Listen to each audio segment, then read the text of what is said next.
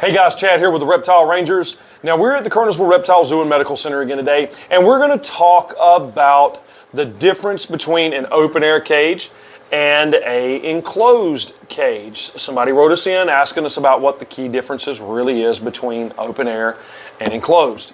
So we're going to talk about that here in just a minute. Before we get into that, right in this bottom corner right down there is our subscriber button. Make sure you hit that. We appreciate you doing so and following along week after week after week. Now let's get right into this.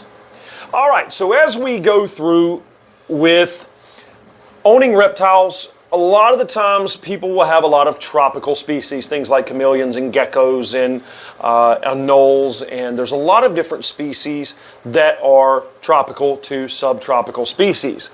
And of course, obviously, one of the key ones would be the chameleon species. Now, somebody and a lot of folks will ask, what's the real difference? Of course, a lot of the research that people will do online says that you need to keep chameleons in open air cages. Open air cages is fine, and there's nothing wrong with that. And kind of the key reason for the open air cage is because they don't understand glass. Well, kind of like I said in our video before, no animal understands glass. So that's a stupid reason to just talk about something needing open air versus enclosed. But the benefit of an open air does give them the benefit of being able to climb literally and attach to anything within or surrounding this cage, where the obvious, they cannot with inside of a glass cage. There are some key differences. There's some similarities, but there are some key differences when it comes to an open air versus an enclosed cage. Obvious one, open air, enclosed. The most basic of differences. But when we start talking about doing things like bioactive ecosystems, bioactive is really hard to do in something like this without setting it inside of another container. Because obviously if you're going to put mulch in there and you're going to be watering plants and things like that, for obvious reasons, it's not going to stay in there. In your enclosed cages, you can actually put water up to here. It can be hydroponic tank almost, it can be bioactive, or it can be fake, however the case may be. But you can actually water and it'll retain water up to that level right there of whatever size that tank was. These kind of enclosures hold the humidity obviously better than what that does, which makes it very difficult in the case of like chameleons to be able to keep them moistened the way that they need to be, because there's just no enclosed space to this. Now, we do teach people that you can put things around the side. You can block some of the sides off and allow it to trap some moisture in there. But you're not going to be able to do as much moisture as like you would in something like this. This is going to retain a lot of moisture. These are great in a lot of instances for a lot of different species of animals. Now, granted, this is going to heat up much faster. So the disadvantage of this one is you're going to put a heat lamp over the top of it or any kind of a lamp, and this is going to heat up because there's no place for the heat to escape other than on the top. This right here allows heat to escape pretty much everywhere, so it can be climate controlled. Now, on the flip side of that, it's hard to climate control this for obvious reasons, where this is much easier to climate control with the right kind of thermostat or temperature controlling device when it comes to your heat lamp.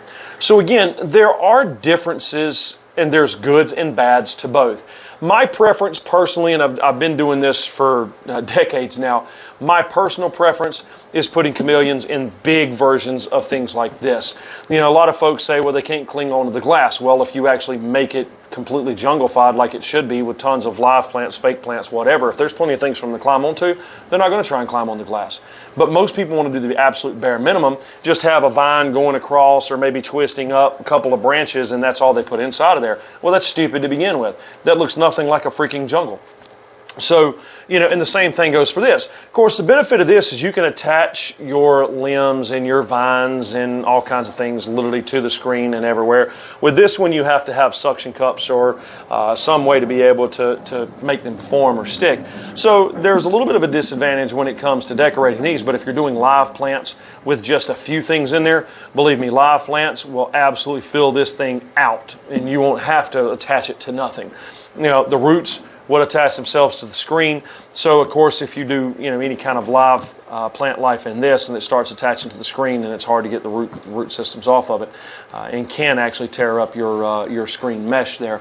So again, I don't mind these open air screens, and they actually work great for a lot of things. These are actually more showy because it's not like looking through screen. You can actually see it like you're looking at it in person. So these are more showy. You can see things clear, the animals more clear than what you can inside of the open air screen cages. But these screen cages work great for different things. I'm not against or for fully either one. I like them both, and both equally have their uses. But understand that just because some website says, oh well, you need to do the open air cage because you have a chameleon, that no, you don't have to do an open air cage just because you have a chameleon.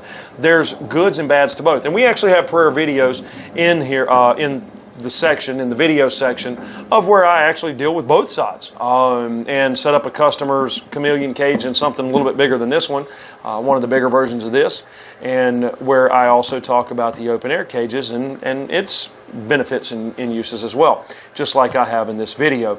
But again, this is a short video just on kind of what the real difference between the two are. And there are some differences. There's some things you can do with one that you can't do with the other, and there's some things you can do with the other that you can't do with the one, okay? So ultimately it just bases off of what your personal preference is, and if you're going to do something like a chameleon and something like this, you just have to be prepared to battle the humidity. You're never going to be able to get the humidity to stay on a constant basis.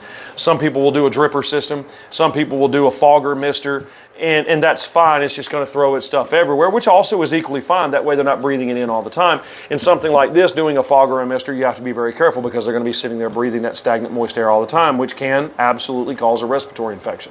This respiratory infection would be slim. However, it may not actually get moist enough in there. So a lot of the times folks will take like a spray bottle and actually hose down the plant life that's inside of something like this, and that way it retains water for a while, but not so much stagnant, foggy air kind of concept.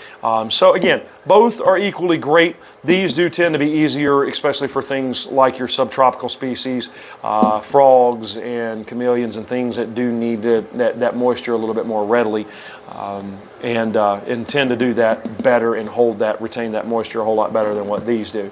These, yeah, absolutely, they can climb pretty much anywhere and everywhere because it's all screen, and you can monitor your moisture when it comes to something like this.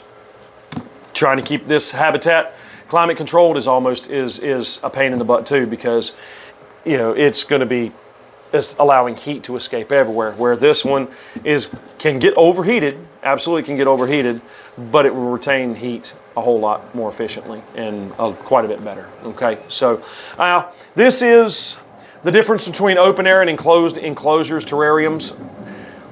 Just what are the differences, just to give you the best option and advice about both of the types of enclosures so that you can make the best informed decision for your particular pet. Okay? Now, this is Chad. We are the Reptile Rangers here at the Kernersville Reptile Zoo and Medical Center. We do appreciate you following along week after week after week. Make sure to hit the subscribe button, the like button, the bell for notification. Make sure to get with us in the description below if you have any questions on anything. We do sell pets as well as we do care for them. We started keeping a lot of product stuff that we actually promote on the YouTube channel. We're actually bringing a lot of these products in now and making them available to our clientele base, food. Any kind of questions that you have or help that you need, feel free to get with us. Our information will be in the description below.